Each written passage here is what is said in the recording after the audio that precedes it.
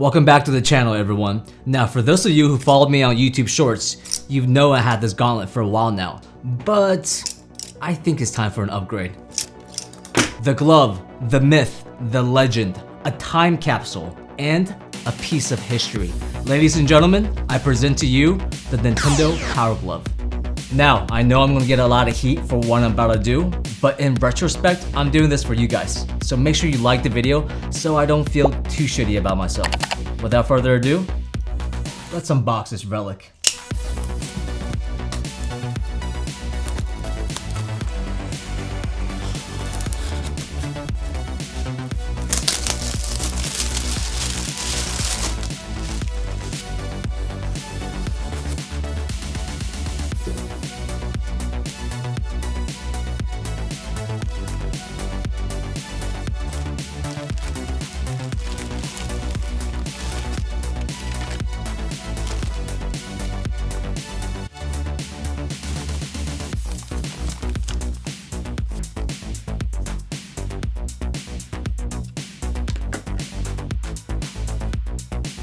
This is the first time this Power Glove has seen the light of day. I am so excited to try this on. But the first thing that actually hit me when I opened it and took the Power Glove out is the smell.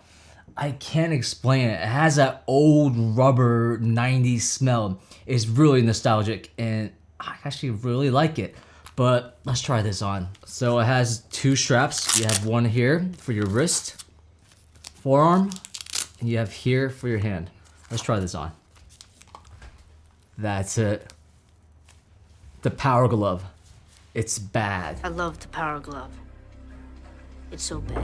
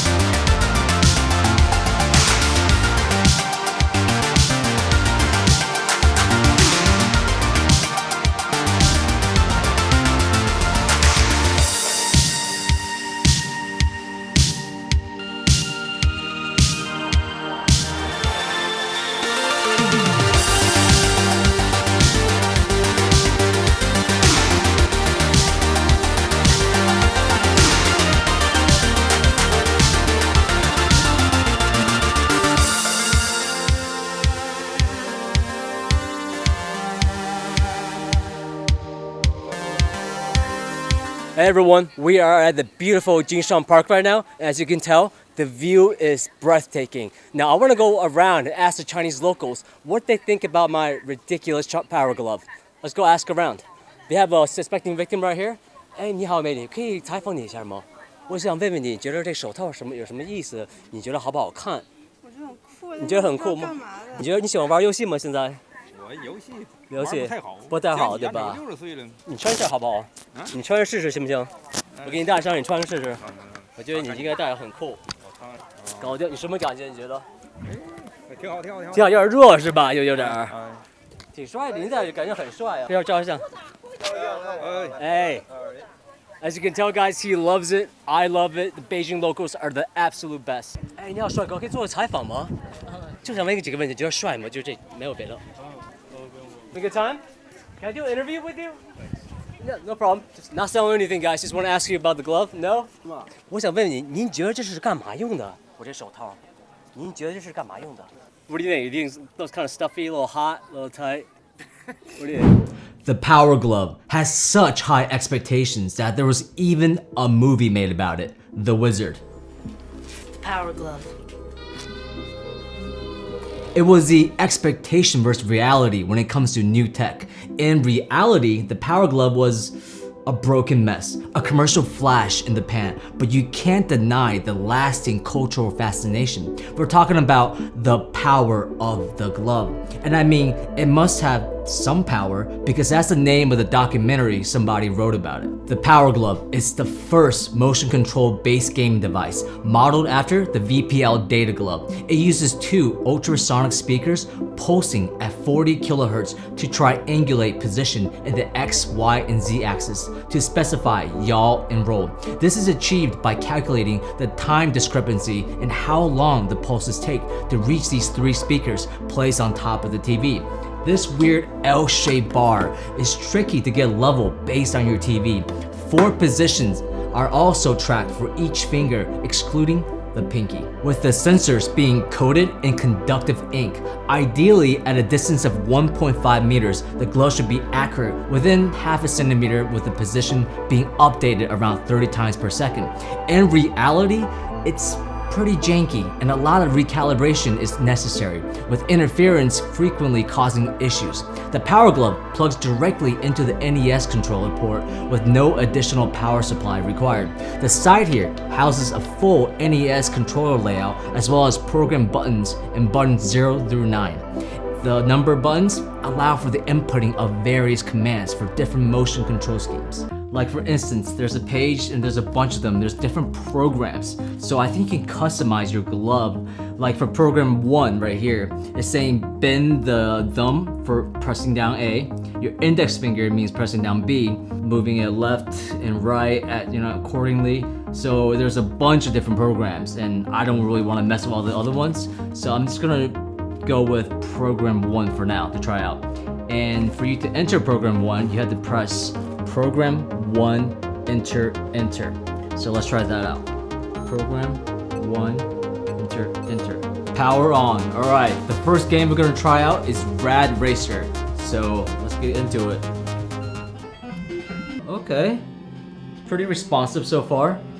So tilting your hand left is going left, right is right. This is brake if you squeeze. Honestly, I'm actually really impressed. I was expecting it to be really janky. Wait, why am I not going forward anymore? I spoke too soon. The included guide listed codes that optimize controls for 54 games, though this backwards compatibility was hastily implemented, failing to capture the full potential of the product. Alright, next up, I gotta play Super Mario, the classic. Whoa. Relax, Mario. I'm not even telling you to jump. Chill.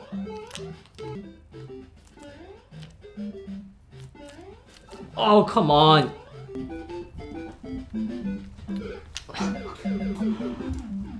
It's really hard to control his, come on, you got this. Oh. I love the smell. A key downfall was the lack of dedicated software, with only 2 titles designed around the glove, Backstreet Brawler and Super Glove Ball, with only the Super Glove Ball released just before the glove was discontinued.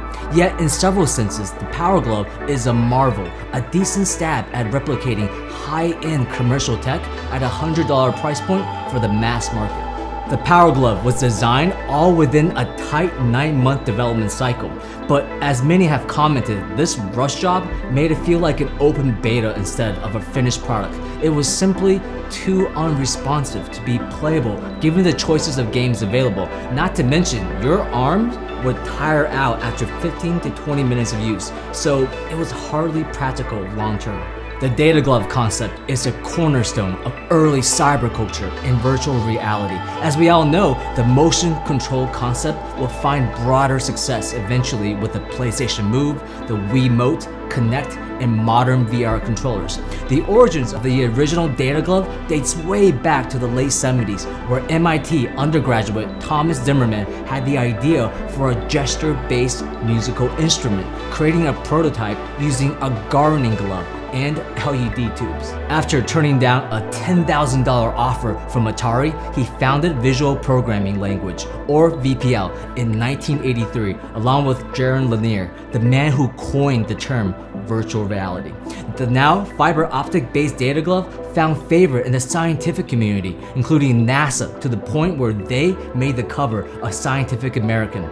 Enter Abrams Gentile Entertainment, or Age, a toy company with a technological talent. VPL will license the glove to Age, who cycled through possible opportunities and partners to bring a toy version to market, settling in the end on selling the idea to Mattel as an accessory, capitalizing on the phenomenal success of the Nintendo Entertainment System. The final hurdle would be getting Nintendo on board to grant their official seal of quality. The breakthrough in cost came from ditching the fiber optics for flexible ink on Mylar sheets at a cost of 5 cents each. In the end, although the Power Glove made money for Mattel, interest evaporated rapidly with bad consumer experiences due to calibration issues and the absence of compelling titles. By 1991, it was gone. Or was it? That's not the end of the story though. As this channel testifies, retro is forever. 3 additional titles made specifically for the Power Glove were left unreleased: Glove Pilot, Manipulator Glove Adventure, and Tech Town. One day, versions of any or all of these could leak. Hopes were further raised in October 2022 when a CES sample demo for another Power Glove title, Scanners, developed by Rare, appeared on eBay, increasing the possibility that it could be dumped on the web for all of us to enjoy.